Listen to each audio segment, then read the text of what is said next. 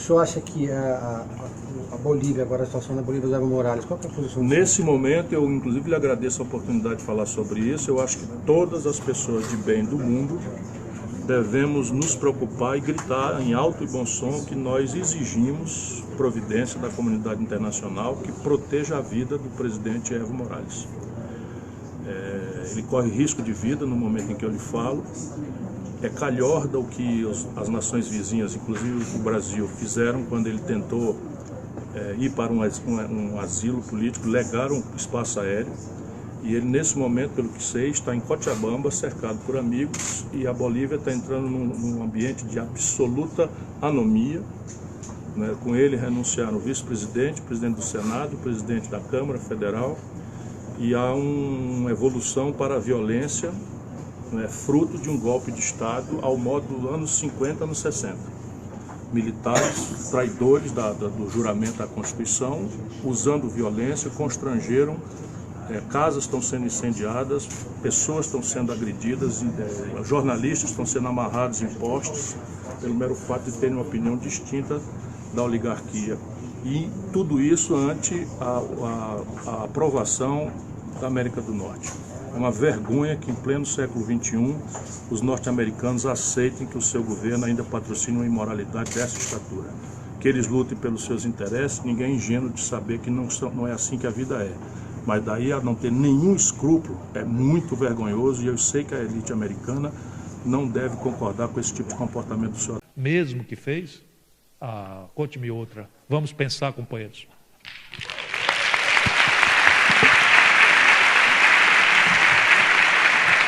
Uma das maneiras de destruir um país é abrir mão de suas riquezas.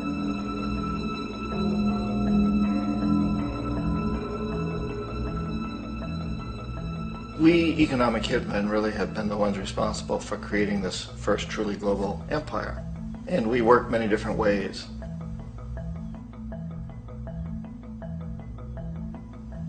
But perhaps the most common is that we will identify a country that has resources our corporations covet, like oil, and then arrange a huge loan to that country from the World Bank or one of its sister organizations. But the money never actually goes to the country. Instead, it goes to our big corporations to build infrastructure projects in that country, power plants, industrial parks, ports, things that benefit a few rich people in that country, in addition to our corporations, but really don't help the majority of the people at all. However, those people, the whole country is left holding a huge debt. It's such a big debt they can't repay it, and that's part of the plan, that they can't repay it. And so at some point, we economic hitmen go back to them and say, listen, you owe us a lot of money, can't pay your debt, so sell your oil real cheap to our oil companies. Allow us to build a military base in your country, or send troops in support of ours to someplace in the world like Iraq, or vote with us on the next UN vote. To have their electric utility company privatized and their water and sewage system privatized and sold to U.S. corporations or other multinational corporations. So there was that whole mushrooming thing, and it's so typical of the way the IMF and the World Bank work, that you put a country in debt, it's such a big debt it can't pay it, and then you offer to refinance that debt and pay even more interest. And you demand this quid pro quo, which you call a conditionality or good governance, which means basically that they've got to sell off their resources, including many of their social services, their utility companies, their school systems sometimes, their penal systems, their insurance systems, to foreign corporations. So it's a double, triple, quadruple whammy.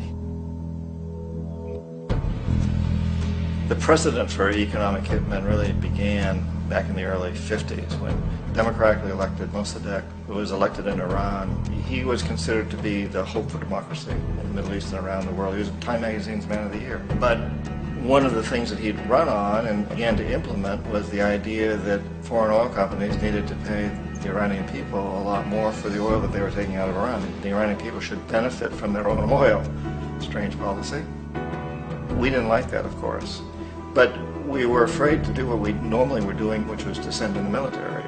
Instead, we sent in one CIA agent, Kermit Roosevelt, Teddy Roosevelt's relative. And Kermit went in with a few $1 million and was very, very effective and efficient. And in a short amount of time, he managed to get Mossadegh overthrown. and brought in the Shah of Iran to replace him, who always was favorable to oil. And it was extremely effective. Mobs overflow Tehran. Army officers shout that Mossadegh has surrendered and his regime as virtual dictator of Iran is ended. Pictures of the Shah are paraded through the streets as sentiment reverses. The Shah is welcomed home. So back here in the United States, in Washington, people looked around and said, wow, that was easy and cheap. So this established a whole new way of manipulating countries, of creating empire.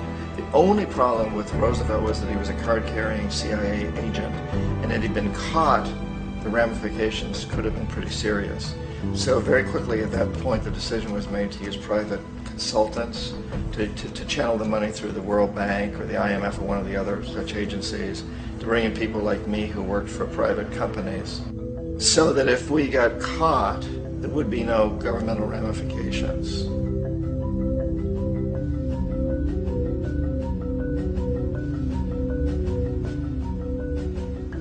When Arbenz became president of Guatemala, the country was very much under the thumbs of United Fruit Company, the big international corporations. And Arbenz ran on this ticket that says, you know, we want to get the land back to the people. And once he took power, he was implementing policies that would do exactly that, give the land rights back to the people. United Fruit didn't like that very much. And so they hired a public relations firm, launched a huge campaign in the United States to convince the United States people, the citizens of the United States, and the press of the United States, and the Congress of the United States, that Arbenz was a Soviet puppet, and that if we allowed him to stay in power, the Soviets would have a foothold in this hemisphere. And that at that point in time was a huge fear on everybody's mind, the Red Terror, the Communist terror. And so, to make a long story short, out of this public relations campaign came a commitment on the part of the CIA and the military to take this man out. And in fact, we did. We sent in planes, we sent in soldiers, we sent in jackals, we sent everything in to take him out, and did take him out. And as soon as he was removed from office, the new guy that took over after him basically reinstated everything to the big international corporations, including United Fruit.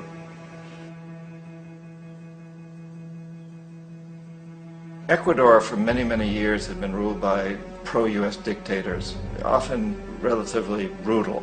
Then it was decided that they were going to have a truly democratic election. Jaime Roldos ran for office, and his main goal, he said, as president would be to make sure that Ecuador's resources were used to help the people.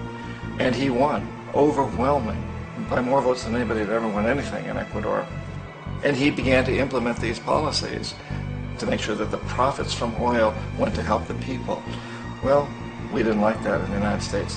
I was sent down as one of several economic hitmen to change Roldos, to corrupt him, to bring him around, to let him know, you know, okay, you know, you can get very rich, you and your family, if you play our game, but if you continue to try to keep these policies you've promised, you're going to go. He wouldn't listen. He was assassinated. As soon as the plane crashed, the whole area was cordoned off. The only people allowed in were U.S. military from a nearby base and some of the Ecuadorian military. When an investigation was launched, two of the key witnesses died in car accidents before they had a chance to testify. A lot of very, very strange things that went on around the assassination of Jaime Roldos. I, like most people who've really looked at this case, have absolutely no doubt that it was an assassination. And of course, in my position as an economic hitman, I was always expecting something to happen to Jaime, whether it be a coup or assassination, I wasn't sure, but that he would be taken down because he was not being corrupted. He would not allow himself to be corrupted the way we wanted to corrupt him. Omar Torrijos, president of Panama, was, one of my favorite people. I really, really liked him. He was very charismatic. He was a guy who really wanted to help his country. And when I tried to bribe him or corrupt him, he said, look, John, he called me Juanito. He said, look, Juanito, I don't need the money. What I really need is for my country to be treated fairly. I need for the United States to repay the debts that you owe my people for all the destruction you've done here. I need to be in a position where I can help other Latin American countries win their independence and be free of this terrible presence from the north that you people are exploiting us so badly. I need to have the Panama Canal back in the hands of the Panamanian people. That's what I want. And so, leave me alone. Don't try to bribe me. It was 1981, and in May, Jaime Roldos was assassinated. And Omar was very aware of this. Torrijos got his family together and he said, I'm probably next, but it's okay, because I've done what I came here to do. I've renegotiated the canal. The canal will now be in our hands. He just finished negotiating the treaty with Jimmy Carter. In June of that same year, just a couple of months later, he also went down in an airplane crash, which there's no question was executed by CIA-sponsored jackals. Tremendous amount of evidence that one of Torrijos' security guards handed him at the last moment as he was getting on the plane a tape recorder, a small tape recorder that contained a bomb.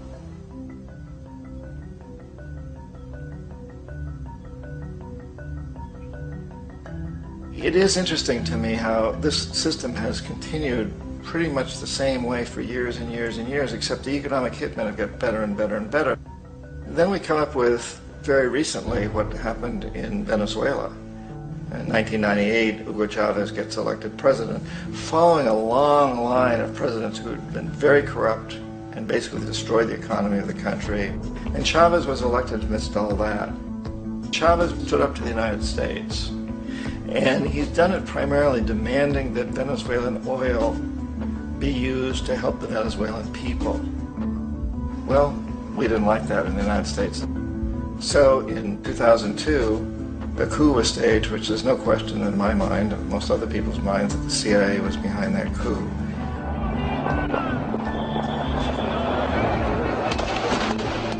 The way that that coup was fomented was very reflective of what Kermit Roosevelt had done in Iran, of paying people to go out into the streets, to riot, to protest, to say this Chavez is very unpopular. You know, if you can get a few thousand people to do that in television, and can make it look like it's the whole country, and things start to mushroom.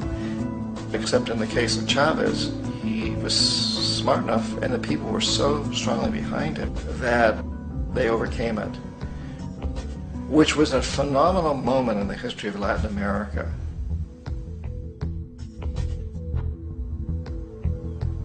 Iraq actually is a perfect example of the way the whole system works. So we economic hitmen are the first line of defense. We go in, we try to corrupt governments and get them to accept these huge loans, which we then use as leverage to basically own them.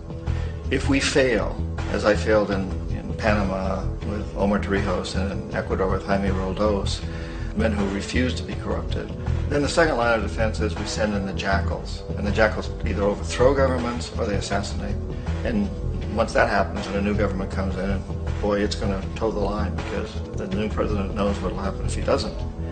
In the case of Iraq, both of those things failed. Economic hitmen were not able to get through to Saddam Hussein. We tried very hard. We tried to get him to accept a deal very similar to what the House of Saud had accepted in Saudi Arabia, but he wouldn't accept it. And so the jackals went in to take him out. They couldn't do it. His security was very good.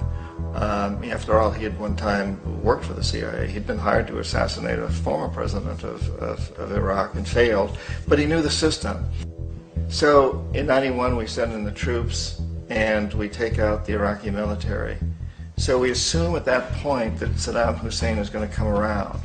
We could have taken him out, of course, at that time, but we didn't want him. He's the kind of strong man we like. He controls his people. We thought he could control the Kurds and keep the Iranians in their border and keep pumping oil for us. And then once we took out his military, now he's going to come around.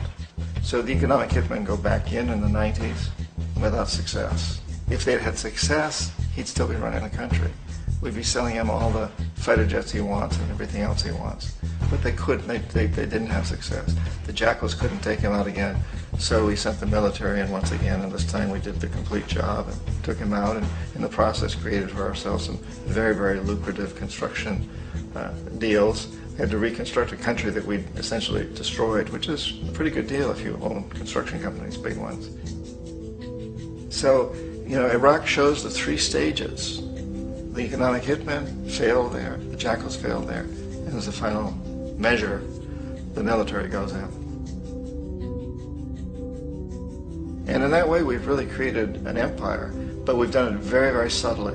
It's clandestine. All the empires of the past were built on the military, and everybody knew they were building them. So the British knew they were building them, the French, the Germans, the Romans, the Greeks, and they were proud of it. And they always had some excuse, like spreading civilization, spreading some religion, something like that. But they knew they were doing it.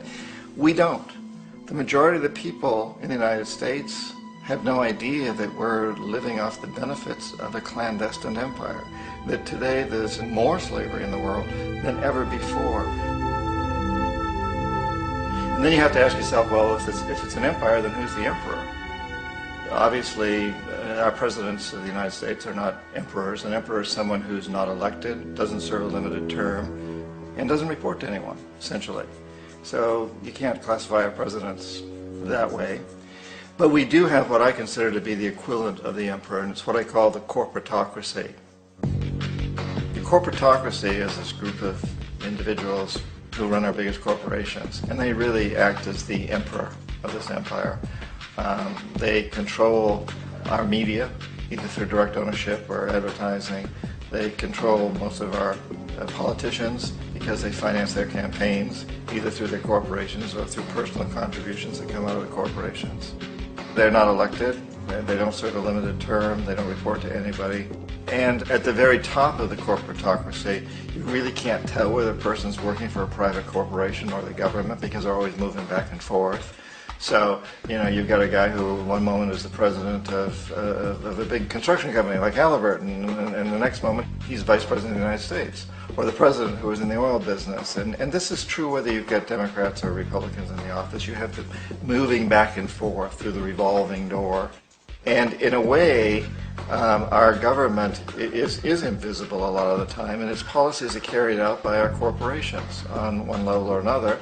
And then again, the policies of the government are basically forged by the corporatocracy and then presented to the government. They become government policies. So it's an incredibly cozy relationship. This isn't a conspiracy theory type of thing. These people don't have to get together and plot to do things. They all basically work under one primary assumption, and that is that they must maximize profits regardless of the social and environmental costs.